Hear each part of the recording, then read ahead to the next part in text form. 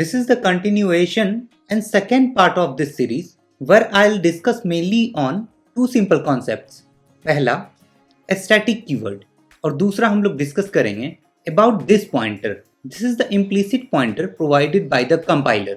These two are very basic concepts but sometimes they look confusing और interviewer आपको confuse कर सकता है by giving different scenarios. So आप इसको डिटेल में समझो and get the understanding of these two basic concepts.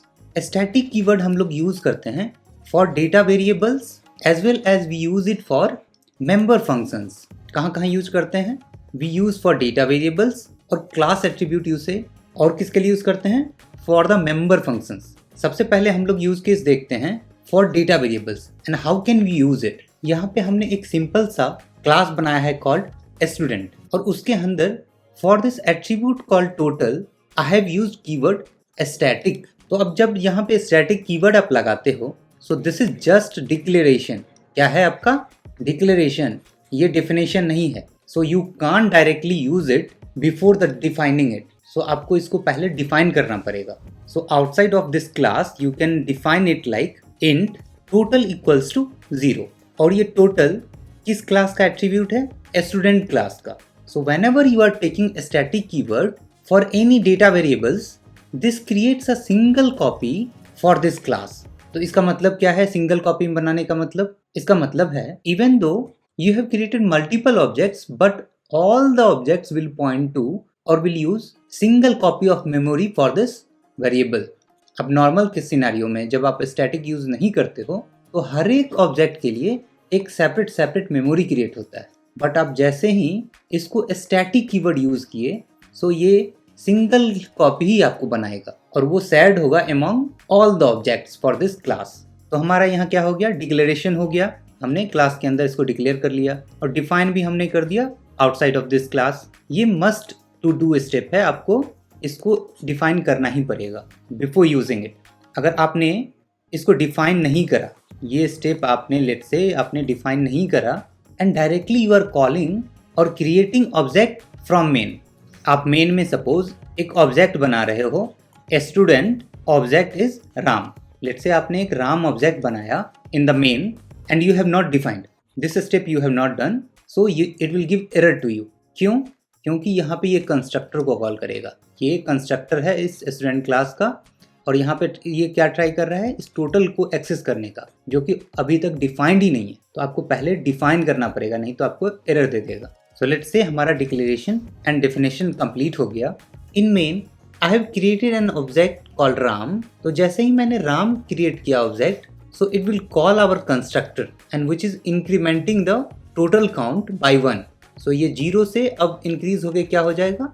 1, right. तो यहाँ पे जब आप प्रिंट करोगे राम डॉट टोटल तो आपको वैल्यू मिलेगा 1, राइट. आप इसको ऑब्जेक्ट के हेल्प से भी कॉल कर सकते हो, डायरेक्टली आप कॉल कर सकते हो लाइक दिस. डायरेक्टली आप स्टूडेंट कॉलन टोटल आप यूज कर लो, ये डायरेक्ट वर्क कर जाएगा. So with the help of class as well as with the help of object you can call static variables as well as static member functions. Member functions का हम लोग आगे देखते हैं. सो सेकेंड टाइम आप let's say आपने एक और ऑब्जेक्ट क्रिएट करा मोदी.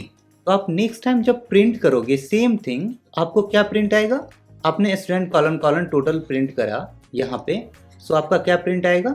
इट विल प्रिंट 2, क्योंकि ये इसके कंस्ट्रक्टर को कॉल करेगा और कंस्ट्रक्टर क्या कर रहा है? इंक्रीमेंट कर रहा है बाय 1.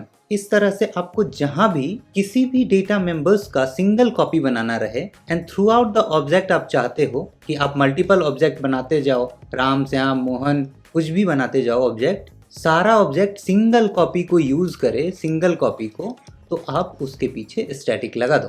यही इसका यूज केस है एंड इस तरह से आप इसको यूज कर सकते हो स्टैटिक कीवर्ड को for the data variables. Now let's see static member functions. यहाँ पे मैंने स्टैटिक कीवर्ड यूज करा है for this member function called so and inside so function I am using this static variable total. And one important thing here to note, you cannot use non-static data variables inside your static member functions. इस सो के अंदर में, जो कि एक static member function है, इसके अंदर में आप non-static data variables यूज नहीं कर सकते हो. यहाँ पे अगर static कीवर्ड को हटा दो from this data variable तो आप इसके अंदर इसको यूज नहीं कर सकते हो। This is the difference between normal member function and static member function. And same way में आप इसको यूज कर सकते हो like we have used for this static variable directly with the help of this class student you can call it। आपको double colon use करना है like I have used here। Same way में आप use करो सो को, ये work करेगा। और आप इसको ऑब्जेक्ट के हेल्प से भी कॉल कर सकते हो। आप कोई ऑब्जेक्ट बना लिए, लेट्स से आपने ऑब्जेक्ट बनाया obj.so कॉल करो, ये डायरेक्टली वर्क कर जाएगा। यहाँ पे आप नोटिस करो why we use a static keyword for data variables and member functions।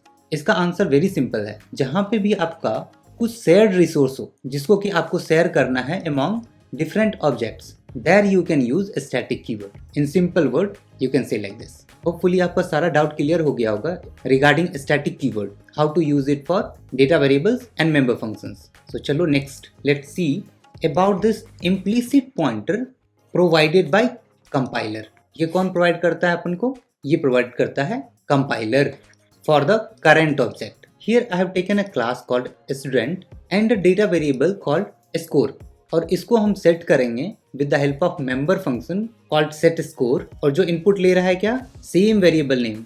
Just notice here this variable name is score and this one are both are same। तो आप इसको differentiate कैसे करोगे? You are calling with some object, let's say from main you are calling with some object dot set score, और आपने यहाँ पे let's say 45 डाल दिया। So ये यहाँ पे आएगा। So how can you differentiate it? So to do that, because it is coming for the object called obj, so for this current object we are having a pointer called this pointer which is provided by this compiler।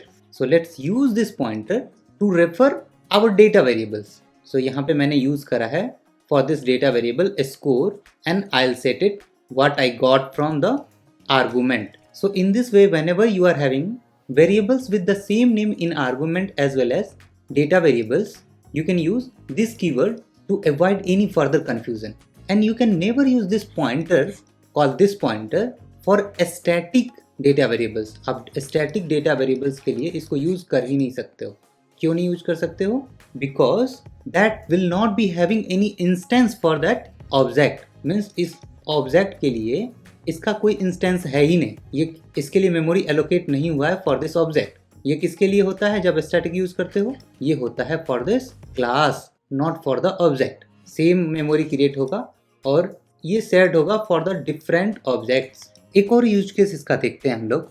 You can use this pointer to return the reference also, like here for these two member functions set roll number and set score। I am setting the value of roll number and score here, and at the same time from this member function itself what I am returning? I am returning the reference of this current object, right? यहाँ पे भी और यहाँ पे भी दोनों जगह पे I am returning the reference for it। आप इसका यूज कैसे कर सकते हो?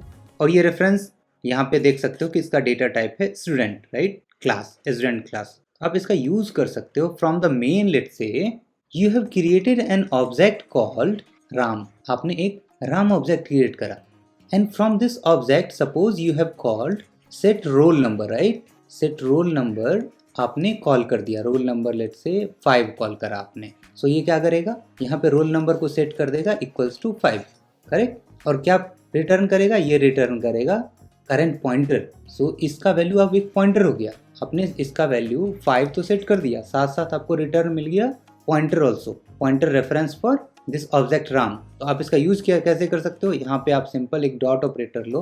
मैं दूसरा कलर ले रहा हूँ so that you can understand. यहाँ पे आप डॉट ऑपरेटर लो और डॉट ऑपरेटर के साथ आप क्या कॉल कर दो? आपके पास ऑलरेडी रेफरेंस है ही, सो आप इसको सेट स्कोर कॉल कर लो। सेट स्कोर, सपोज इसने 100% स्कोर कर दिया। So simply in one line you can set both variables, roll number also and score also. दोनों एट्रीब्यूट को आपने सेट कर दिया with the help of these two functions, these two member functions you have used in single line। In this way you can use this pointer for getting the reference as well as whenever you are having same variables in local as well as in the data variable। That's it for this video. Let me stop here and we'll continue with next set of questions in next session। Let me know if you have any other similar requirement or you are struggling to find answer for that. I'll try to cover in next session। Thank you so much for watching this video. Stay tuned and I'll see you soon।